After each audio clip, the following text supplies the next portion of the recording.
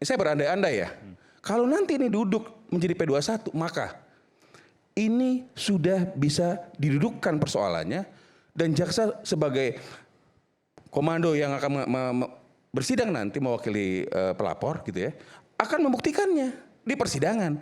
Termasuk tadi membuktikan bahwa ijazah Bapak itu memang asli. Membuktikan apa? Bahwa orang yang mengatakan Bapak tidak memiliki ijazah asli itu bisa dipidana. Bukan karena Bapaknya kejam, saya harus lurusin, tidak. Karena orang ini terus-menerus menyuarakan itu. Dan yang membuat ini kita menjadi banyak gesekan bukan Bapak. Bapak hanya seorang warga negara yang dicemarkan nama baiknya, difitnah nama baiknya, gitu kan. Melaporkan, melakukan aduan. Datang ke kantor polisi, diases sama penyidik, apapun ceritanya tadi berlatar belakang apa segala macam, buat saya seorang warga negara wajib difasilitasi oleh negara. Dan penting adalah bahwa nanti ketika ada di pengadilan, maka Pak Jokowi akan membawa ijazahnya dan akan dibuktikan ijazah itu asli atau palsu. Pasti. Oke.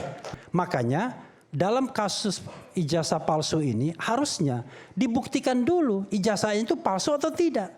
Cuman masalahnya adalah dipanggil pengadilan nggak pernah datang. Tidak pernah berani untuk menunjukkan bahwa ijazahnya itu memang benar-benar asli. Lalu kemudian, ya nanti kami akan tunggu pengadilan Roy Suryo. Saya bilang pengadilan Roy Suryo itu bukan pengadilan pembuktian ijazah asli atau palsu. Tapi pembuktian bahwa Roy Suryo sudah melakukan pencemaran nama baik, fitnah dan lain sebagainya. Sekarang kalau Pak Jokowi bilang misalnya, saya akan bawa ijazah saya akan saya tunjukkan. Ya, ijazah yang mana yang mau dia tunjukkan? Katanya ijazahnya sudah disita di Polda Metro Jaya. Bagaimana? Dia mau pinjam dulu. Kita juga malah bertanya, kok ijazah asli? Kalau memang asli, kok disita? Kok ada penyitaan dengan penetapan pengadilan lagi? Kan yang disita itu kan barang asli itu disita. Iya, yang katanya asli. Kan barang hasil kejahatan biasanya yang disita. Kalau dititipkan oke, tapi itu disita. Kan kita tahu kan Juli penetapan pengadilannya. Itu ada di medsos itu foto yang saya memberikan sepatu bersama Ibu Khofifah. Itu sepatu yang diberikan oleh Ibu Khofifah, bukan oleh Kementerian Sosial. Ya beda jauh. Oh bukan standar dari Sekolah Rakyat, itu pemberian khusus dari Gubernur Jawa Timur. Jadi itu pemberian khusus dari Gubernur Jawa Timur untuk siswa ke Sekolah Rakyat pada saat kami ada acara di Malang kalau nggak salah itu atau di mana itu. Jadi itu bukan itu yang dimaksud sepatu. Diberikan kepada siswa Sekolah Rakyat oleh Ibu Gubernur, bukan pengadaan dari Kemensos.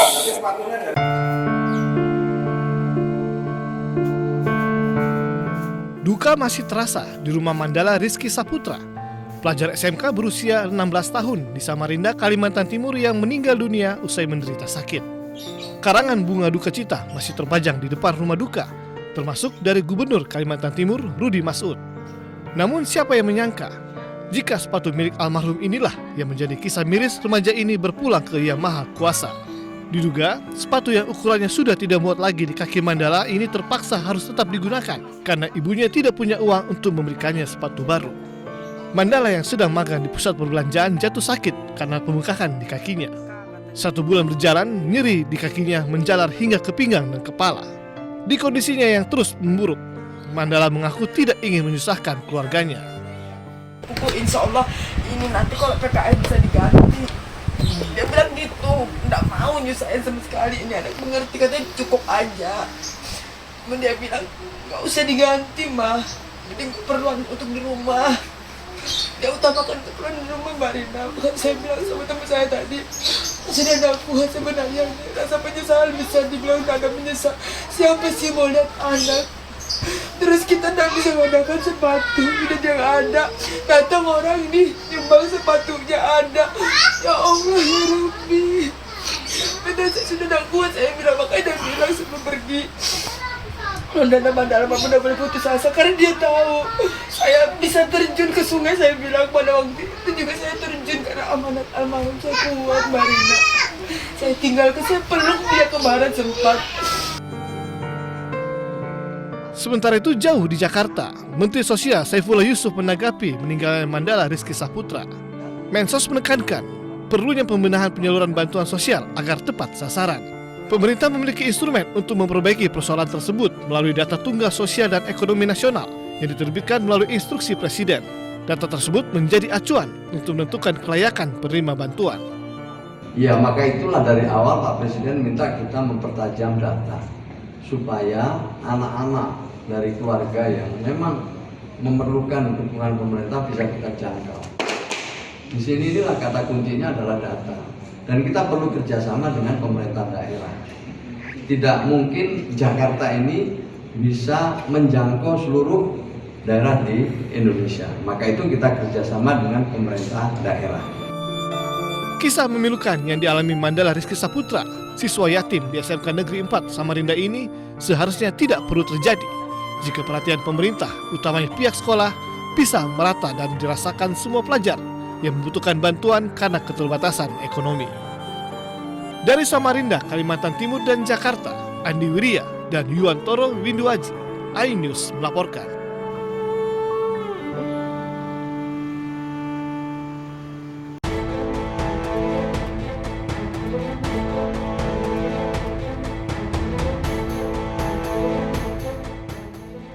Insiden pemukulan yang dialami Wakil Ketua Umum Partai Solidaritas Indonesia, Ronald A. Sinaga alias Bro Ron, oleh dua pemuda di kantor advokat Michael Putra di Jalan Gondang Dia Kecil, Menteng, Jakarta Pusat berbuntut panjang. Usai menjalani pemeriksaan di ruang penyidik Polsek Metro Menteng, Jakarta Pusat, kedua pelaku langsung melaporkan balik korban dengan tuduhan penganiayaan karena telah menjadi korban pemukulan terlebih dahulu oleh Waketum PSI Ronald Sinaga. Awalnya pelaku mengaku berada di lokasi karena diajak rekannya, lalu dicaci maki oleh Bro Ron dengan kalimat yang tidak pantas dan dipukul, hingga pelaku dan rekannya membalas memukul Bro Ron. Karena saya masih merasa saya dipukul, karena saya merasa juga saya tidak salah saya apa, ya kan. Nah udah saya naik ke atas lagi, langsung saya melakukan pemukulan ke Bro Ron ini, gitu. Berarti itu pemukulan balasan ya? Pemukulan balasan, gitu. Bukan tiba-tiba langsung saya datang pukul dia, enggak, gitu. Jadi karena dia pukul saya duluan dari ulu hati saya, ditambah dia caci maki saya. Sebelumnya viral aksi pengeroyokan dan pemukulan dialami Wakil Ketua Umum Partai Solidaritas Indonesia, Ronald Sinaga. Pengeroyokan terjadi saat ia bersama 15 pekerja dari PT Sinergi Karya Sejahtera mendatangi kantor advokat Michael Putra di kawasan Menteng, Jakarta Pusat. Akibat kejadian tersebut, ia harus dilarikan ke rumah sakit lantaran luka di wajah. Dari Jakarta Pusat, Rani Sanjaya, iNews melaporkan.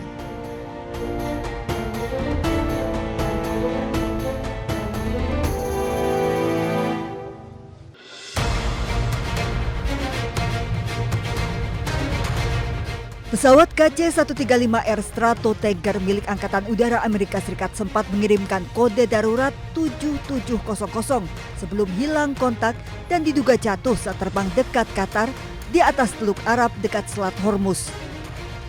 Pesawat ini terbang dari Pangkalan Udara Al-Dafa, Uni Emirat Arab.